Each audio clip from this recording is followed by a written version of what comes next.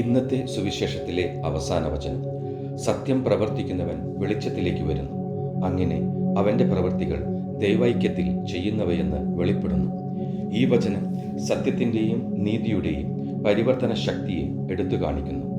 വ്യക്തികൾ ആധികാരികമായും ദൈവഹിതത്തിന് അനുസൃതമായും ജീവിക്കാൻ പരിശ്രമിക്കുമ്പോൾ അവർ ആത്മീയ പ്രകാശത്തിലേക്ക് നയിക്കപ്പെടുന്നുവെന്ന് ഇത് സൂചിപ്പിക്കുന്നു.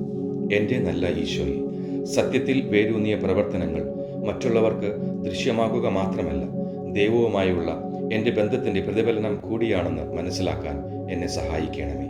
കർത്താവെ, എൻ്റെ പ്രവർത്തികൾ സത്യസന്ധതയും സമഗ്രതയും ഉൾക്കൊണ്ട് ജീവിക്കാൻ വേണ്ട കൃപ ഇന്നെനിക്ക് നൽകണമേ. പിതാവിൻ്റെയും പുത്രൻ്റെയും പരിശുദ്ധാത്മാവിൻ്റെയും നാമത്തിൽ ആമേൻ.